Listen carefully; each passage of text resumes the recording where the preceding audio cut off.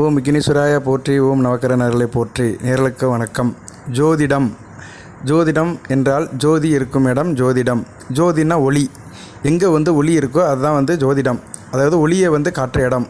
ஜோதிடம் ஒளிமயமாக தான் இருக்குது. ஒளி தத்துவங்கள் அடங்கியதான் ஜோதிடம். நவக்கிரகங்கள் எல்லாத்துக்குமே ஒளி இருக்குது. சில கிரகங்களுக்கு அதிகமாக இருக்குது, சில கிரகங்களுக்கு கம்மியாக இருக்குது. சூரியனுக்கு அதிகமாக இருக்குது, பவர்ஃபுல்லாக இருக்குது. நெருப்புக்கோள் எரிஞ்சிக்கிட்டே இருக்கிறாரு. வருடம் முழுக்க எரிஞ்சிக்கிட்டு இருக்கிற நெருப்புக்கோள் சூரியன். அவர்கிட்டருந்து ஒளியை வாங்கி தன்னுடைய இயல்போடு கலந்து மற்ற கிரகங்கள் பிரதிபலிக்கின்றன. சந்திரன், செவ்வாய், பூமியும் ஒரு கிரகம்தான். சூரிய மண்டலத்தில் 3ஆவதாக உள்ள கிரகம் பூமி, நம்ம வசிக்கிற பூமி.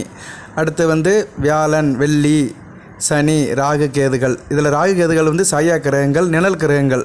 இதுகளுக்கும் கொஞ்சம் ஒளி இருக்குது. கேதுவுக்கு கொஞ்சம் ஒளி இருக்குது. ராகு இருட்டு தான். ஓகே, எதுக்கு சொல்ல வரேன்னா, ஒளியை மையப்படுத்தி தான் கிரகங்களுடைய தன்மைகள் இருக்குது, ஜோதிடமும் இருக்குது. ஸோ ஒளிங்கிறது ரொம்ப முக்கியம். அதனால் இந்த வீடியோ பதிவில் ஒளியை பற்றி பேச போகிறோம். ஒளி இருக்கணும். நம்ம வாழ்க்கையில் ஒரு ஒளி வீசணும், ஒளிமயமான எதிர்காலம் அப்படிங்கிறோம். ஸோ ஒளிங்கிறது ரொம்ப முக்கியம். அந்த லைட் இருக்கும் இடம்தான் பிரகாசமாக இருக்குது, பவர்ஃபுல்லாக இருக்குது. ஒரு ஜனன ஜாதகம் பிறக்கும்போது கிரகங்கள் நல்ல நிலைமையில் இருந்துச்சுன்னா, ஒளி அதிகமாக இருந்து அந்த ஒளி உமிழ்தல் அதிகமாக இருந்துச்சுன்னா அந்த ஜாதகம் நல்லாயிருக்கும். அந்த ஜாதகன் வாழ்நாள் முழுக்க நல்லா இருப்பான். பிறப்பு முதல் இறுதி வரை அதிர்ஷ்டசாலியாக அமோகங்களை பற்றி நல்ல அதிர்ஷ்டங்களை பற்றி அமர்க்கலமாக வாழ்ந்துட்டு போயிடுவான். அந்த ஜாதகத்தை பார்த்தாலே தெரியும், பலன்னு இருக்கும். சூரிய சந்திரன் நல்லா இருப்பாங்க. பௌர்ணமி யோகத்தில் பிறந்திருப்பார். பௌர்ணமி யோகம் ஒளிமயமானது தான். பௌர்ணமியே ஒளி தான். அதுபோக லக்கணாபதி நல்ல நிலைமையில் இருப்பார். குரு சுக்கிர தொடர்புகள் இருக்கும். லக்கண சுபர்கள் நல்ல நிலைமையில் இருப்பாங்க. நல்ல தசாபுத்திகள் ஆரம்பத்தில் நடக்க ஆரம்பிச்சிடும். ஸோ எதுக்கு சொல்ல வரேன்னா, எல்லாமே அந்த ஒரு ஜாதக அமைப்பில், கட்ட அமைப்பில் எல்லாமே கொஞ்சம் பலன்னு ஒளிமயமாக இருக்கும். அது கிரகங்கள் தங்களுக்குள்ள அந்த ஒளி தத்துவத்தில் இருக்கும். 2 தான் இருக்குது ஜோதிடத்தில். கிரகங்களுடைய ஒளி தத்துவம், அது அடுத்து இணைவு, ஈர்ப்பு. சரியா? Light and attraction. இது 2 வச்சு தான் ஜோதிடத்தில் பலன்கள் சொல்லப்படுகின்றன. இந்த வீடியோ பதிவில் உங்கள் வாழ்க்கைக்கு ஒளிமயமாக இருக்கிறதுக்கு நீங்கள் என்ன செய்யலாம் அதை தான் சொல்ல போகிறேன். 12 ராசிக்கு பொதுவாக தான் சொல்கிறேன் நான்.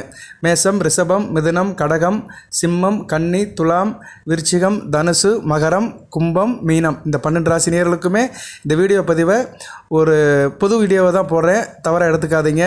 ஏன்னா ஒரே கண்டென்ட் தான். ஆனால் இதை ஒவ்வொரு ராசிக்கும் தனித்தனியாக போடுறேன். சரியா? அப்போ தான் ஒவ்வொரு ராசிகளுக்கும் போய் சேரும். ஏன்னா இது முக்கியமான வீடியோ பதிவு. உங்களுக்கு சேரணும், உங்கள் இல்லங்களில் போய் சேரணும். அதாவது இந்த வீடியோவை பார்த்து நீங்கள் வீட்டில் இது மாதிரி நீங்கள் செஞ்சீங்கன்னா உங்களுக்கு நல்ல காலம் பிறக்கும், நல்வழி பிறக்கும். ஏற்கனவே நல்லா தான் இருக்கிறீங்க, கூடுதலாக சிறப்பாக இருப்பீங்க. ஏன்னா இந்த சில தகவல்கள் ஜோதிட ரீதியாகவும் இருக்கும், ஆன்மீக ரீதியாகவும் இருக்கும், அப்புறம் தாந்திரிக முறைப்படியும் இருக்கும், பரிகார ரீதியாகவும் இருக்கும். அதனால் நான் 3 கலந்து தான் சொல்கிறேன் நான். சரியா? ஜோதிட விதிப்படி ஒளிக்கு சூரிய சந்திரர்கள் கிரகங்கள் ரொம்ப முக்கியமான கிரகங்கள், ஒளி உள்ள கிரகங்கள். ஒரு ஜாதகத்தில் சூரியனும் சந்திரனும் பவர்ஃபுல்லாக இருக்கணும். சந்திரன் கெட்டுப்போகக்கூடாது, அமாவாசை சந்திரன் இருக்கக்கூடாது, அதாவது இருள் சந்திரன் இருக்கக்கூடாது. சூரியனும் சனி, ராகு, கேது, அமாவாசை சந்திரன் கூட சேரக்கூடாது. அமாவாசை தினத்தில் சூரியன் இருக்கக்கூடாது. அதனால் சூரியனும் சந்திரனும் ஒளி பொருந்தி இருக்கணும். சூரியனுக்கு சந்திரன் கேந்திரத்தில் இருக்கணும். சூரியனுக்கு சந்திரன் 4, 7, 10 இருந்துச்சுன்னா அந்த ஜாதகம் ஒளி உள்ள ஜாதகம்னு அர்த்தம். அதுபோக லக்கண புள்ளி, லக்கணம், உயிர், ஆத்மா, ஜீவன். அதாவது ஒரு ராசி கட்டத்தில் லக்கணம், ராசி 2 இருக்கும். ராசிங்கிறது மனம், உடல். லக்கணம்ங்கிறது உயிர், ஆத்மா, ஜீவன். அந்த உயிர், ஆத்மா, ஜீவன் ஒளிமயமாக இருக்க வேண்டும். லக்கணம் ஒளிமயமாக இருக்க வேண்டும். லக்கண புள்ளி ஒளிமயமாக இருக்க வேண்டும். லக்கணாபதி தனித்துவமாக இருக்க வேண்டும். லக்கணாபதி கேந்திர திரிகோணத்தில் இருக்கணும். சரியா? நல்ல அமைப்பு தான். கேந்திரம்ங்கிறது விஷ்ணு சக்கரம், திரிகோணம்ங்கிறது மகாலட்சுமி சக்கரம். இதில் லக்கணாபதி இருக்க வேண்டும். கூடுதலாக லக்கணாபதி குரு சுக்கிர தொடர்பில் இருந்தார்னா கூடுதல் சிறப்பு. இதுபோக லக்கண சுபர்கள் 5, 9 கூடிய லக்கண சுபர்கள் கெட்டு போகாமல் இருக்க வேண்டும். சனி, ராகு, கேதுவோட, செவ்வாய் போன்ற பாவ கிரகங்கள் கூட சேராமல் இருக்க வேண்டும். இப்படி ஒரு ஜாதகம் இருந்துச்சுன்னா அந்த ஜாதகம் பேசிக்கலையே இறைவனால் ஆசீர்வதிக்கப்பட்ட ஜாதகம், ஒளி உள்ள ஜாதகம். ஒரு ஜாதகத்தை பார்க்கும்போதே ஒளி உள்ள ஜாதகமாக ஒளியோட அளவு என்ன இருக்குன்னு பார்த்தாலே தெரிஞ்சு போயிடும். ஒளியோட அளவு 100க்கு 80% மேலே இருக்குன்னா அந்த ஜாதகம் யோகா ஜாதகம், ராஜயோகா ஜாதகம்னு சொல்கிறோம். அது பார்த்தாலே தெரிஞ்சு போயிடும். அந்த ஒளியின் அளவு நான் சொன்ன அந்த தரவரிசைப்படி சூரிய சந்திரர்கள், லக்கணம், லக்கணாதிபதி, லக்கண சுபர்கள், இந்த 4 பேருமே அடுத்தடுத்து நல்ல நிலைமையில் இருந்தாங்கன்னா அந்த ஜாதகத்தோட மதிப்பு கூடிக்கிட்டே இருக்கும். சரியா? அந்த ஜாதகன் வந்து எப்பாடுபட்டாலும் பிற்பாடு கட மாட்டான். எவ்வளோ பிரச்சனை வந்தாலுமே தன்னை நிலைமை மாற மாட்டாங்க, நல்ல நிலைமையில் இருப்பாங்க. சரியா? அதுபோக தசாநாதர்கள், தசா புத்தி நடக்கிற தசா புத்தி நடப்பு ப்ரெசண்ட் தசா புத்தி நாதர்களும் நல்ல நிலைமையில் இருந்தார்கள்னா அந்த ஜாதகம் நல்லபடியாக போகும். சரியா நேர்களே? ஒரு உதாரணத்துக்கு சொல்கிறேன். ஒரு ஜாதகர் பிறக்கிறாரு, என்ன ராசின்னு வச்சுக்கிடுவோம், கும்பராசி விருச்சிக லக்கணம்னு வச்சுக்கிடுவோம். லக்கணத்துக்கு 4ஆம் இடத்துல சந்திரன் இருக்கிறாரு. நல்ல அமைப்பு தான். விருச்சிக லக்கணம் கும்பராசி, சந்திரன் திக்பலமாக இருக்கிறாரு, ஒளிச்சந்திரனாக இருக்கிறாரு. சரியா? சந்திரகாந்திரத்தில் சூரியன் இருக்கிறாரு. அப்படியே வச்சுக்கிடுவோம். இந்த லக்கணாதிபதி செவ்வாய் நல்ல நிலைமையில் இருக்கணும். நான் சொன்ன மாதிரி சூரிய சந்திரன் நல்ல நிலைமையில் இருக்கணும். லக்கணத்துக்கு வேண்டிய கிரகங்கள் குரு சூரியன் நல்ல நிலைமையில் இருக்கணும். இந்த அமைப்பில் இருந்துச்சுன்னா அந்த ஜாதகம் வலுத்து காணப்படும். சரியா? அதுபோல் அந்த லக்கணம் அந்த லக்கணாதிபதி அந்த லக்கணத்தில் பிறந்தவர் அனுச நட்சத்திரத்தில் பிறந்திருக்காரு வச்சுக்கிடுவோம். அனுச நட்சத்திரம் ஒரு நல்ல நட்சத்திரம், மகாலட்சுமியோட நட்சத்திரம். ஒரு உதாரணத்துக்கு சொல்கிறேன். அனுச நட்சத்திரத்தில் பிறக்க மாட்டார், கும்பராசியில் இருக்கிறதுனால அவர் சதய நட்சத்திரத்தில் பிறந்திருக்காருன்னு வச்சுக்கிடுவோம். சதய நட்சத்திரம் நல்ல நட்சத்திரம் தான். ராஜராஜ சோழன் பிறந்த நட்சத்திரம் தான். ராகுவி நட்சத்திரம் அமர்கலமான நல்ல நட்சத்திரம் தான் சதய நட்சத்திரம்.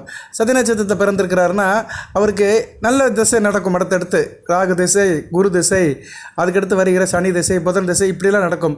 இந்த தசாதனார்கள் நல்ல நிலைமையில் இருக்கணும். லக்கண ரீதியாக நல்ல நிலைமையில் இருந்தாங்கன்னா அந்த ஜாதகர் நல்வழியில் இருப்பார். ஓகே, ஒரு உதாரணத்துக்கு தான் நான் ஒரு கட்டமைப்பை சொன்னேன். இது மாதிரி ஒவ்வொரு லக்கணத்துக்கும் நம்ம சொல்லலாம்.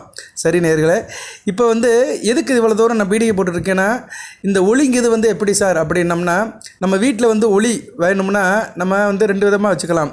ஒன்று மின்சாரம் மூலியமாக ஒளியை ஏற்படுத்திக்கலாம், இல்லைனா வீட்டில் விளக்கேற்றணும். வீட்டில் விளக்கேற்றது வந்து மகாலட்சுமியோட அம்சமாக பார்க்கப்படுகிறது, மங்களகரமாக பார்க்கப்படுகிறது. எந்த வீட்டில் தீப ஒளி இருக்கோ அந்த வீட்டில் திருமகள் இருக்கிறான்னு அர்த்தம். ஸோ வீட்டில் வந்து தீப ஒளி ஏற்றுறதுக்கு நிறைய வழிகள் இருக்குது. அந்த தீப ஒளியை நம்ம வந்து எந்தெந்த பொருள் கொண்டு ஏற்றணும்னா நமக்கு என்னென்ன பாவங்கள் தீரும், என்னென்ன லாபங்கள் கிடைக்கும், என்னென்ன தோஷங்கள் அகலும், அதாவது உங்கள் ஜனன ஜாதகம், தசாபுத்தி, கோச்சார பலன்கள் இதெல்லாம் தாண்டி சில நல்ல பலன்கள் கிடைக்கும். ஜென்ரலாக இதை நம்ம தொடர்ந்து செய்து கொண்டே இருக்க அதாவது அடுத்தடுத்து செய்து வர நமக்கு சில நல்ல காரியங்கள் நடக்கும். நமக்கு ஒரு பாசிட்டிவ் எனர்ஜி கிடைக்கும். நீங்கள் எந்த ராசியில் பிறந்தாலும் சரி, 12 ராசியில் எந்த ராசியில் பிறந்திருந்தாலும் சரி, எந்த லக்கணத்தில் பிறந்திருந்தாலும் சரி, @% என்ன தசாபுத்தி நடந்தாலும் சரி, எல்லாத்துக்குமே வந்து இது காமனாக வந்து ஒரு பலனை கொடுக்கும். அதுக்காகத்தான் இந்த புது வீடியோவை போட்டு புது கருத்தாக சொல்கிறேன். ஒரு தாந்திரிய பரிகாரமாக சொல்லி ஒவ்வொரு ராசிக்கும் தனித்தனியாக போடுறேன்.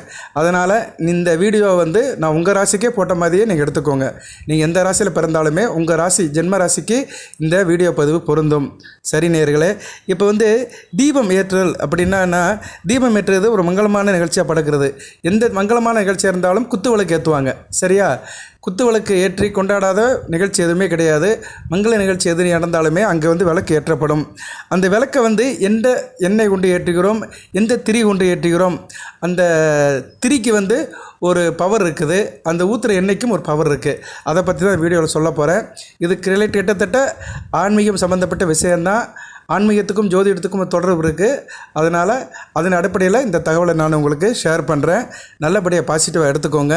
நம்ம சேனலை சப்ஸ்கிரைப் பண்ணாதவங்க சப்ஸ்கிரைப் பண்ணுங்கள், பெல் பட்டனை ஆன் பண்ணுங்கள், நோட்டிஃபிகேஷனில் வர எல்லா வீடியோவும் பாருங்கள், ஜனன ஜாதகம் செக் பண்ணுறவங்க அணுகுங்க. அதுபோல் இது மாதிரி சில பரிகார வழிபாட சொல்கிறோம். வேறு எதுவும் உங்களுக்கு சந்தேகம்னா கேளுங்க, அதை உங்களுக்கு நான் தீர்த்து வைப்போம். ஓகே நேயர்களே, வாட்ஸ்அப்பில் கொடுத்த நம்பருக்கு நீங்கள் வாய்ஸ் மெசேஜோ டெக்ஸ்ட் மெசேஜோ அனுப்பலாம். சரி, இப்போ வீட்டில் தீபம் ஏற்றணும். காலை மாலை 2 நேரம் தீபம் ஏற்ற வேண்டும். பெண்கள் தான் தீபம் ஏற்ற வேண்டும். தினமும் தீபம் ஏற்ற முடியாதவர்கள் செவ்வாய் வெள்ளிக்கு தீபம் ஏற்ற வேண்டும். அதுபோக முக்கிய விசேஷ தினங்களில் தீபம் ஏற்ற வேண்டும். சரியா நேர்களே? இது வந்து பொதுவானது, அடிப்படை விதி. ஓகே, இது போக வந்து நம்மளோட சௌகரியம்தான். சரியா? சௌகரியம், அதுபோக நம்மளோட மன விருப்பம். சரியா? எதுவுமே மன விருப்பத்தோடு செய்ய வேண்டும். மன விருப்பத்தோடு செய்தால் தான் அந்த காரியம் வந்து நிறைவடையும். சரி, இப்போ வந்து திரி விளக்கு ஏற்றுறதுல வந்து பஞ்சு திரி விளக்கு, பஞ்சு திரியும் நமக்கு, காட்டன் பஞ்சு தீபம் ஏற்றுவதனால, பஞ்சு திரி தீபம் ஏற்றுறதுனால சுகபோகங்களோடு நீங்கள் வாழலாம். வீட்டில் மங்களம் நிலைக்கும். தெய்வ குற்றம், பித்ரு சாபம் அகலும். அது எதனாச்சும் தெய்வ குற்றம் இருந்தது, தெய்வத்துக்கு எதனாச்சும் காணிக்க செய்யலை, தெய்வத்துக்கு ஏதோ ஒன்று செய்கிறேன்னு சொல்லிட்டு செய்யாமல் இருக்கிறோம், அதுபோது பித்ரு சாபம், பெரியவங்களோட ஆசீர்வாதம் இல்லை, இறந்தவங்களோட ஆசீர்வாதம் இல்லை, அவங்களுக்கு சரியாக திதி தர்ப்பணம் கொடுக்கல, அப்படி சில பாவங்கள் இருந்துச்சுன்னா பஞ்சத்திரியை வந்து நீங்கள் ஏற்றலாம், விளக்கில் ஏற்றலாம். அந்த விளக்கு வந்து அகல் விளக்காக கூட இருக்கலாம், குத்து விளக்காகவும் இருக்கலாம். சரியா? வெங்கல விளக்காகவும் இருக்கலாம். இல்லைனா அது நிறைய விளக்கு இருக்குது. விளக்குல நிறைய வகை விளக்கு இருக்குது. நீங்கள் அந்த விளக்கில் ஏற்றலாம். குறிப்பாக அகல் விளக்கு ஏற்றுறது சிறப்பு தான். சரியா, அகல் விளக்குங்கிறது வந்து சிறுசாக இருக்கும். குத்து விளக்கு வந்து முகங்கள் கொண்டு இருக்கும், 4 முகம். அப்படி ஒவ்வொரு குத்து விளக்கும் சில முகங்கள் இருக்கும். அதுபோக வந்து கஜலட்சுமி விளக்குன்னு இருக்குது, அந்த விளக்கையும் ஏற்றலாம். அதில் ஒரு முகம் இருக்கும். உங்கள் சிறப்பு தான், ஆனால் விளக்கு ஏற்ற வேண்டும். அடுத்து தாமரை தண்டு விளக்கு. தாமரை தண்டில் வந்து அதில் விளக்கு ஏற்றலாம். தாமரை தண்டு இருக்குல்ல, அது வந்து கிட்டத்தட்ட வந்து ஒரு நூல் மாதிரி தான் இருக்கும், காஞ்சி போன தாமரை தண்டு. அதை வச்சும் தீபம் ஏற்றலாம். இந்த தாமரை தண்டு திரி போட்டு ஏற்றுறதுனால முன்ஜாம பாவம் நீங்கும். முன்பிறவியில் நம்ம எதுவும் பாவம் செஞ்சுட்டு வந்தோம்னா அந்த பாவ கணக்கு குறையும். கர்மத்தை கழிக்க தான் நம்ம பிறந்திருக்கோம். கர்மத்தை நம்ம கழிக்க முடியாது. ஏன்னா கர்மத்தை கழிக்கணும்னா அந்த பிறவி முடிஞ்சிச்சுன்னு அர்த்தம். ஒரு பிறவி எடுக்கிறதுக்கே காரணம் வந்து கர்ம கணக்கை கழிக்கிறது தான் பிறவியினுடைய நோக்கமே. ஸோ இந்த கர்மத்தை கழிக்கிறதுக்கு அந்த தாமரை தண்டு திரி வைத்து விளக்கு ஏற்றலாம். ஆனால் அந்த முன்ஜாம பாவத்தை வந்து இந்த விளக்கு ஏற்றுறதுனால அதோட இது குறையும், தாக்கம் குறையும். இந்த பிறவியில் வந்து சில நன்மைகள் நடக்கும். சரியா, நமக்கு அது ஒரு கேடயமாக தான் இருக்கும். ஆனால் எதிர்ப்பு இருக்க தான் செய்யும். ஆனால் அந்த எதிர்ப்பை தாங்குகிற அளவுக்கு ஒரு கேடயம் நம்ம கையில் கொடுக்கப்படும். அதுதான் இந்த தாமரத்தண்டு திரி விளக்கு. குலதெய்வத்தோட அருள் கிடைக்கும். செய்வினை கோளாறுகள் இருந்துச்சுன்னா சரியாக போயிடும். இது நிறைய விஷயம் இருக்குது. இது ஒரு பெரிய சப்ஜெக்ட். இந்த செய்வினை கோளாறுகள் நிறைய பேர் கேட்குறாங்க. இதில் வந்து ஜோதிட ரீதியாகவும் ஜெய்வினை கோளாறுகளை வந்து கண்டுபிடிச்சிடலாம். சரியா, சனிக்கும் சந்திரனுக்கும் உள்ள சம்பந்தங்கள் இருக்குது. சந்திரன் தான் அதில் ரொம்ப சம்மந்தப்படுவார். ஜனன ஜாதகத்தில் சந்திரன் ஒரு நிலையில் இருந்தார்னா அவங்களுக்கு செய்வினை கோளாறு இருக்கும். சந்திர தசாபுத்தி அந்தரத்துலேயும் செய்வினை கோளாறுகள் வேலை செய்யும். ஸோ அந்த செய்வினை கோளாறுகள் இருந்தாலுமே இந்த தாமரைத்தண்டு திரி விளக்கு ஏற்றுறதுனால அந்த செய்வினை கோளாறுகளாக சரிப்பட்டு விடும், சமனாகி விடும். அதுபோக மகாலட்சுமியோட அருள் பரிபூர்ணமாக கிடைக்கும். இந்த திரி தீபத்தை வெள்ளிக்கிழமை ஏற்றணும். இந்த தாமரைத்தண்டு திரி தீபத்தை வந்து வெள்ளிக்கிழமை நீங்கள் ஏற்றுறது சால திறந்தது. சுக்குர உரையில் ஏற்றணும். இரவு 8 to 9 ஏற்றணும். இல்லைனா காலையில் 6 to 7 ஏற்ற வேண்டும். நீங்கள் நினைக்கிறீங்க, என்னடா 8 மணிக்கு மேலே எப்படி சார் தீபத்தை ஏற்றுறது, 6 மணிக்கெல்லாம் ஏற்றிடுவாங்களேன்னா 6 மணிக்கு வழக்கமாக உள்ள தீபத்தை ஏற்றுங்க. பர்டிகுலராக 8 to 9 வந்து இந்த தீபத்தை ஏற்றி ஒரு சின்ன மகாலட்சுமி பூஜை பண்ணிட்டீங்கன்னா சிறப்பு. ஏன்னா தாமரையில் தானே மகாலட்சுமி வாசம் பண்ணுறா இருக்கிறா. அவருடைய ஆசனமே வந்து தாமரை தான். செந்தாமரை பூவில் வீட்டிருப்பவள் மகாலட்சுமி. ஸோ அந்த தண்டு திரியை வந்து நம்ம வெள்ளிக்கிழமை அந்த சுக்கிர உரையில் ஏற்றுறது சால சிறந்தது. எல்லாம் ஒன்றும் இதில் நிறைய செலவுலாம் கிடையாது. மனமும் நேரமும் இருக்கணும். சரியா, மனம் இருக்கணும் நமக்கு. அதுக்கடுத்து நேரம் கண்டிப்பாக கிடச்சிரும். அது கோயின்சைடாக வரும்போது கண்டிப்பாக காரியங்கள் நடக்கும். ஓகே, அடுத்து வெள்ளை எருக்கன் திரி விளக்கு. வெள்ளை எருக்கன் திரி விளக்கு வந்து இந்த விளக்கு, இந்த வெள்ளை எருக்கன் திரி எடுத்துக்கலாம் நம்ம. சரியா, இது வெள்ளை எருக்கன் செடியிலேருந்து வேரில் கூட போடலாம். இல்லைனா அந்த எருக்கன் இது இருக்குது பார்த்தீங்களா, அந்த பூ வர காம்பு, அதை கூட ஒடிச்சு காய வச்சு அதை கூட திரி போட்டுக்கலாம். அது உங்கள் சாய்ஸ் தான். அந்த வெள்ளை எருக்கன் திரி இது வந்து விநாயகப் பெருமானோட அருள் பரிபூர்ணமாக கிடைக்கும். சரியா, ஏன்னா விநாயகப் பெருமானுக்கு வந்து வெள்ளை எருக்கும் பூ தான் போடுவாங்க. வீட்டில் செல்வம் இருக்கும், காசு பணம் நல்லபடியாக தங்கும், செய்வினை கோளாறுகள் நீங்கும், தீவினைகள் வீட்டுக்குள்ளே எதுவும் வராது. அதாவது வீட்டுக்குள்ளே கெட்ட சக்தி அணுகிறதுக்கு வாய்ப்பு இல்லை. கெட்ட சக்தி எப்படி இருந்தாலும் வீட்டை விட்டு விரட்டி விடப்படும். கெட்ட கனவுகள் வராது. இந்த தீபம் ஏற்றி வழிபட்டோம்னா கெட்ட எனக்கு வராது. வீட்டுக்குள்ளே நச்சுக்கிருமிகள் இருக்காது. எதனாச்சும் நச்சுக்கிருமிகள், இந்த பூரான் தேள் இதெல்லாம் சில இது இருக்கும். சரியா, சிலர் வீட்டில் வந்து இந்த வெயில் காலத்துலலாம் உள்ளே வந்து அடைஞ்சிருக்கும். அதுபோக வேறு நச்சுக்கிருமிகள் இருந்தாலுமே இந்த விளக்கு திரியோட அந்த ஸ்மெல்லு பட்டு போயிடும். பொதுவாக அந்த காலத்தில் வந்து விளக்கெண்ணெய் ஊற்றி தீபம் ஏற்றுறதே வந்து கொசு வராதும்பாங்க. விளக்கெண்ணெய் ஊற்றி தீபம் ஏற்றிட்டாலே கொசு இருக்காது. அந்த தீபத்துடைய வாடகைக்கு, அந்த மனத்துக்கு வந்து தீப ஒளியினுடைய மனத்துக்கு வந்து அது நாள்புறமும் அந்த மனம் வீசும். அதனால் என்ன ஆகும்னா அந்த கொசு வராது அப்படிம்பாங்க. அந்த காலத்துலலாம் ஃபேன்லாம் கிடையாதுல்ல, வீட்டில் விளக்கு தான் ஏற்றி வைப்பாங்க. அதில் அந்த அளவுக்கு மகிமை இருக்குது. ஓகே, இதுக்கு வந்து நீங்கள் வந்து திரியை தான் நான் சொல்லிகிட்டு இருக்கிறேன். எண்ணெய் வந்து நீங்கள் வந்து தீப எண்ணெயை ஊற்றலாம். தீப எண்ணெய் ஊற்றலாம், நல்லெண்ணெய் ஊற்றலாம், விளக்கு எண்ணெய் ஊற்றலாம். சரியா, இது கடையிலே கிடைக்கும். இல்லைனா வந்து இப்போ இன்றைக்கி வந்து தீப எண்ணெய்னு ஒரு 4-5 எண்ணெய் சேர்ந்தே இருக்குது. அந்த எண்ணெய் கூட ஊற்றிக்கலாம், உங்கள் சௌகரியம் தான். திரி தான் வந்து ரொம்ப முக்கியம். நான் திரியில் தான் வித்தியாசப்பட்டு சொல்லிட்டு வரேன். சரியா, ஒவ்வொரு திரியாக சொல்லிட்டு வரேன். தாமரை தண்டு திரி, வெள்ளை எருக்கன் திரி, பஞ்சு திரி, அதுக்கடுத்து சிவப்பு திரி. சிவப்பு திரி போட்டு விளக்கு ஏற்றினால் என்ன சார் நடக்கும் அப்படின்னா, சிவப்பு திரி போட்டு விளக்கு ஏற்றினீங்கன்னா திருமண தடை நீங்கும், புத்திர பாக்கியம் கிடைக்கும். புத்திர பாக்கியம் ரொம்ப முக்கியம். இதெல்லாம் செஞ்சு பாருங்கள். ஏதோ ஒன்று நடந்துச்சுன்னா கண்டிப்பாக குழந்தை பாக்கியம் கிடைக்கும். ஏன்னா நிறைய பேர் சொல்கிறாங்க எனக்கு புத்திர பாக்கியம் இல்லை, புத்திர பாக்கியம் இல்லைங்கிறாங்க. அதனால் சிவப்பு திரி போட்டு புத்திர பாக்கியம் செய்யுங்க. வீட்டுக்குள்ளே சண்டை சச்சரவுலாம் இல்லாமல் இருக்கும். குறிப்பாக கணவன் மனைவி பிரச்சனை தீரும்.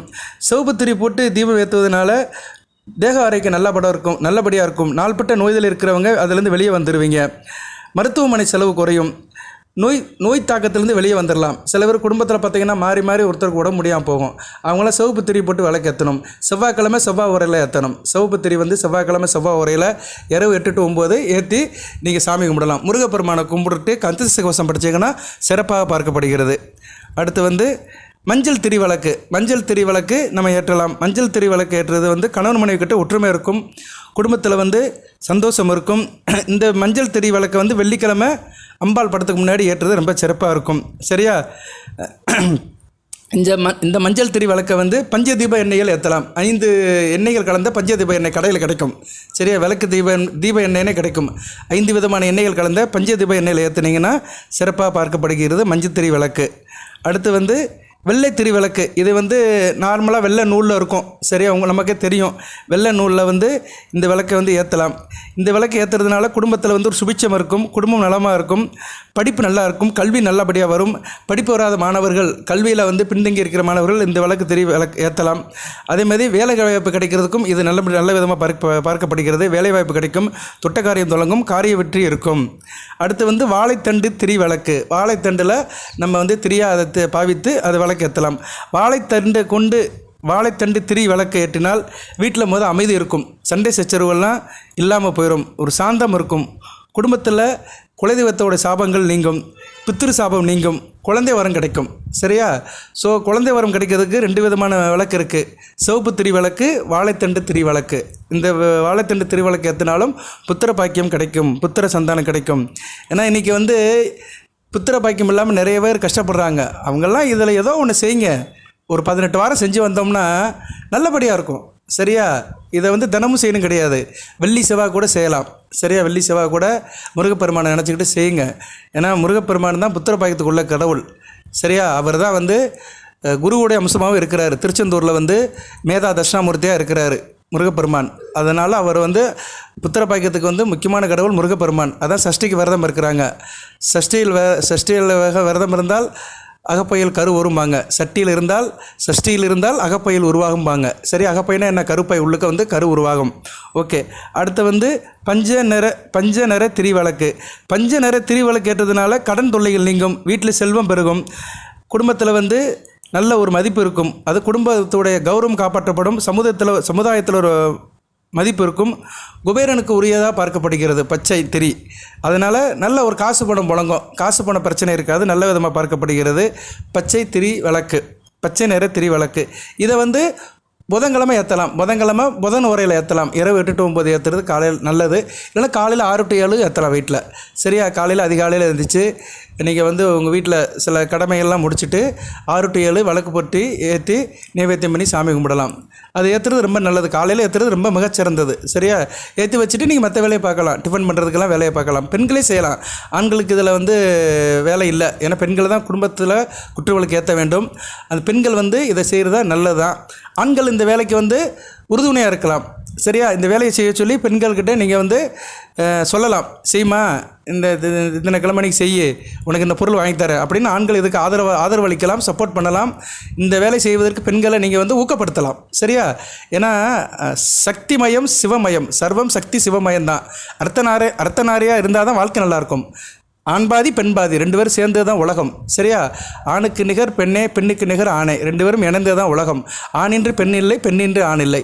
அதனால் ஒரு ஆண் வந்து பெண்ணை வந்து ஊக்கப்படுத்தலாம், உற்சாகப்படுத்தலாம். சரியா? அது செஞ்சால் மிக சிறப்பாக இருக்கும். எந்த ஒரு செயலும் ஆணும் பெண்ணும் சந்தோஷமோடு செய்கிறார்களோ அந்த செயல் சிறப்பாக இருக்கும். குறிப்பாக குடும்பத்தில் கணவன் மனைவி, தாய் தகப்பன், தாத்தா பாட்டி, உறவு முறைகள் ஒன்றோடன் ஒன்று, அந்த ஆண்பால் பெண்பால் இணைந்து ஒரு காரியத்தை செஞ்சோம்னா அந்த காரியம் சக்ஸஸாக இருக்கும், குடும்பத்துக்கு ஒரு மாற்றத்தை கொடுக்கும், ஒரு மங்களத்தை கொடுக்கும். சரி நேயர்களே, அதே மாதிரி ஒவ்வொரு கிரகத்துக்குமே வந்து ஒவ்வொரு நிறம் இருக்குது. அதே மாதிரி அந்த நிறத்துக்குரிய திரியை போட்டு நம்ம விளக்கேற்றினாலும் நமக்கு அந்த பலன்கள் கிடைக்கும். ஞாயிற்றுக்கிழமை சிவப்பு திரி போட்டு தீபம் ஏற்றலாம். ஞாயிற்றுக்கிழமை வந்து சூரியனுக்கு உகந்தது, சூரிய உரையில் பண்ணலாம். காலையில் 6 to 7, இரவு இல்லைன்னா இரவு 8 to 9. திங்கக்கிழமை சந்திரனுக்கு உகந்த வெள்ளைத்திரியை யூஸ் பண்ணிக்கலாம். அந்த டைம் வந்து காலையில் 6 to 7, இரவு 8 to 9.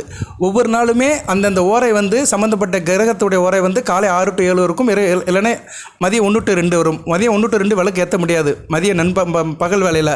அதனால தான் இரவு பொழுது சொல்கிறேன் நான் 8 to 9. 8 to 9 வந்து கொஞ்சம் லேட்டாக தான் இருக்கும். 8 மணிக்கு மேலே விளக்கேற்றி ஒரு சின்ன பூஜையை போட்டு நீங்கள் வந்து அந்த விளக்க குள்ளரில் வச்சிடலாம். சரியா? 8 மணிக்கு ஏற்றிட்டு ஒரு 1/2 hour சாமி கும்பிடுங்க. அடுத்து 9 மணி ஆகும்போது 1 hour ஏறிட்டோம். 8:55க்கு விளக்க குள்ளர் வச்சுட்டு நீங்கள் வந்து டிஃபனை சாப்பிட்டுட்டு மற்ற வேலையை பார்க்க ஆரம்பிச்சிடலாம். ஓகே.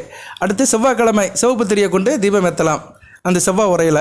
அடுத்து புதனுக்கு உரிய நேரம் பச்சை என்பதால் புதன்கிழமை வந்து பச்சை திரியை கொண்டு புதன் உரையில் விளக்கேற்றலாம். புதன் உரைங்கிறது காலையில் 6 to 7, இல்லைன்னா இரவு 8 to 9. அடுத்து குருவுக்கு உரிய நேரம் மஞ்சள், அதனால் மஞ்சள் திரியை வியாழக்கிழமை நீங்கள் ஏற்றலாம். மஞ்சள் திரி கொண்டு விளக்கேற்றலாம். வெள்ளிக்கிழமை சுக்கிரனுக்கு உகந்த நாள், சுக்கிரனுக்கு உரிய நேரம் வெள்ளை, அதனால் வெள்ளை திரியை கொண்டு, இல்லைன்னா பஞ்சு திரி, வெள்ளை நூல் திரி இல்லைன்னா பஞ்சு திரி, இதை ரெண்டில் ஏதோ ஒன்றை வச்சு நீங்கள் வெள்ளிக்கிழமை சுக்கிர உரையில் நீங்கள் தீபம் ஏற்றலாம். அடுத்து சனி பகவானுக்கு வந்த நேரம் கருப்பு, அதனால் கருப்பு திரி போட்டு கூட தீபம் ஏற்றலாம். இதை மேக்ஸிமம் யாரும் விருப்பப்பட மாட்டாங்க. ஏன்னா கருப்பு திரி எள்ளு போட்டு கோயிலில் தான் விளக்கு போடுவாங்க. இதை வந்து உங்கள் சாய்ஸாக வச்சுக்கோங்க. இல்லைன்னா நீல திரி போட்டுக்கலாம். கருப்பு திரி போடுறவங்க நீல திரியை போட்டு கூட சனிக்கிழமை வந்து நீங்கள் கருப்பு தான் வந்து சனி பகவானுக்கு, நீலம் வந்து ராகு பகவானுக்கு. சரியா? அது ராகு பகவானுக்கு. ஸோ இது வந்து வீட்டில் செய்கிறது வந்து ஒரு இதாக பார்க்கப்பட மாட்டாது. ஸோ சனி பகவானுக்கு வந்து சனிக்கிழமை விளக்கத்தது வந்து நீங்கள் வந்து சிவப்பு திரியை மட்டும் தவிர்த்துருங்க. மற்ற திரியை நீங்கள் போட்டுக்கலாம். ஏன்னா சனி பகவானுக்கு பிடித்த கிரகம் சுக்கிரன், வெள்ளைத்திரி கூட போடலாம். சரியா? வெள்ளைத்திரி கூட நீங்கள் போட்டுக்கலாம். ஏன்னா சனி பகவானுக்கு பிடித்த கிரகம் சுக்கிரன், புதன், வெள்ளைத்திரி பச்சை திரி கூட போடலாம்.